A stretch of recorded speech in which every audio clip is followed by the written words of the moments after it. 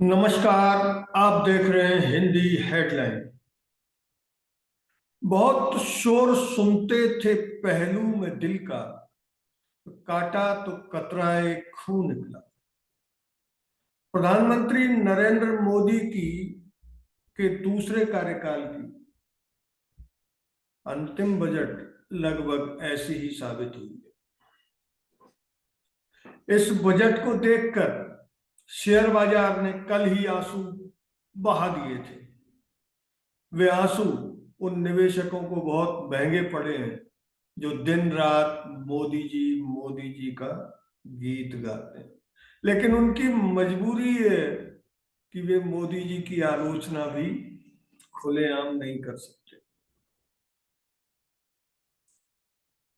Budget को सरसरी तौर पर देखा जाए तो एक अखबार ने जो सुर्खी लगाई है कि आज नहीं कल का वादा। किसान हो या करदाता, मतदाता हो या करदाता, सबको कल का वादा। ये सुर्खी अपने आप में पूरे बजट का निचोड़ बता देती है। मोदी जी का बजट असल में मध्यम वर्ग पर सबसे बड़ा कुठाराघात साबित हुआ है।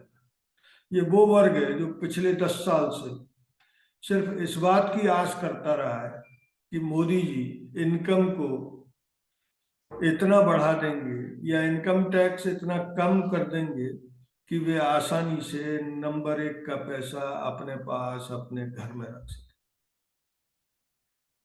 लेकिन मोदी जी ने ऐसी टैक्स प्रणाली लागू कर दी जिसमें उनके सामने अब कोई चारा ही नहीं बचा। वे गोल्ड पे भी टैक्स चुकाते हैं तो जमीन खरीद पर स्टाम्प ड्यूटी भी बहुत महंगी देते हैं। बच्चों की शिक्षा भी उन्हें महंगे स्कूलों में दिलानी होती है तो उस पर अच्छा खासा टैक्स भी देते हैं। लेकिन बेचारा ये वर्ग अपनी पीड़ा किसी से व्यक्त भी नहीं कर पाता। इस बार का बजट तो उसके लिए बिल्कुल सिर मुड़ाते ही ओले पड़े जैसी स्थिति वाले साबित हो रहे हैं, क्योंकि उसे उम्मीद थी कि सरकार अपने आखिरी कार्यकाल के अंतरिम बजट में उसे इनकम टैक्स में छूट यानी नंबर 1 का पैसा रखने के मामले में कुछ और छूट मिल जाए। अभी सिर्फ 5 लाख रुपए तक की इनकम टैक्स फ्री है। हालांकि एक अलग से स्कीम है जिसमें आंकड़ों का गुणा भाग और अनेक तरह के अगर मगर लगाकर 7.5 लाख रुपए तक की इनकम फ्री कर सकते हैं, लेकिन उसमें वो पूरा 7.5 लाख आपके हाथ में आता। युवा भी अपना सिर ढूंढ रहे हैं क्योंकि उन्हें भी उम्मीद थी, लेकिन उन्हें उम्मीदों के रूप में एक कार्पस फंड जरूर मिला है। अब ये कार्पस फंड उनका कितना भला करेगा ये तो आने वाला वक्त ही बताएगा, लेकिन ये कार्पस फंड उनको जरूर मिला है। किसानों को भी ऐसा ही एक झुंझुना मिला है कि वे आसानी से इतना पैसा बचा सकते हैं। आम उपभोक्ता को भी ये कहकर ललचा दिया गया है कि वह 300 यूनिट तक फ्री बिजली का उपभोग कर सकता है। लेकिन जैसे ही आप उसके अगर मगर पढ़ेंगे, अगर मगर मतलब उसकी डिटेल पढ़ेंगे, तो आपको अंदाजा हो जाएगा कि वो स्कीम भी बिल्कुल रेगिस्तान में एक बूंद के समान है। सबसे ज्यादा परेशान वे सेनाएं भी हैं इस बजट से, जिनको सिर्फ 8% की बढ़ोतरी मिली है और उनके कंधों पर भारतीय उपमहाद्वीप, जो अपने आप में कई देशों से बड़ा है, की सुरक्षा की जिम्मेदारी है। लेकिन उसे बजट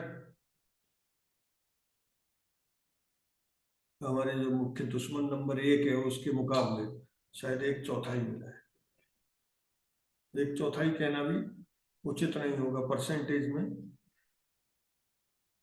कुछ और भी कम है। तो ओवरऑल बजट जो साबित हुआ है मोदी जी का, वो साबित हुआ है एक ओले जैसा, बेमौसम के ओले आप इनको कह सकते हैं, मोदी जी के इस बजट को। इस बजट में मोदी जी ने आपको आगाह किया है कि सतर्क रहो। अगर आप सतर्क रहोगे तो कमाई भी कर पाओगे। लेकिन बजट के अंदरूनी हिस्सों में जाने पर मोदी जी की ये तस्वीर एकदम मौजूद लगती है। वो कह रहे हैं कि चिल्लाइए मत, अभी पिक्चर बाकी है, पिक्चर अभी बाकी है। और वित्त मंत्री निर्मला सीतारमण का ये छाया चित्र पूरे बजट का निचोड़ बता देने में सक्षम है। तो ओवरऑल ये बजट उन 4 जातियों को समर्पित किया गया है जिन्हें मोदी जी ने हाल ही डिफाइन किया है: युवा, गरीब, किसान और महिलाएं। मोदी जी ने कहा कि सिर्फ ये 4 ही जातियां गरीब हैं। इन 4 जातियों पर ही ध्यान केंद्रित किया जाएगा। तो इनके लिए बढ़िया बजट के प्रस्ताव हैं, पर उनके उपभोग या उनका लाभ उठाने के नियम कायदे सामने आने के बाद ये बताया जा सकेगा कि ये उनके लाभ के हैं अथवा नहीं। फिर से एक बार आम आदमी की नजर में मोदी सरकार का आखिरी अंतरिम बजट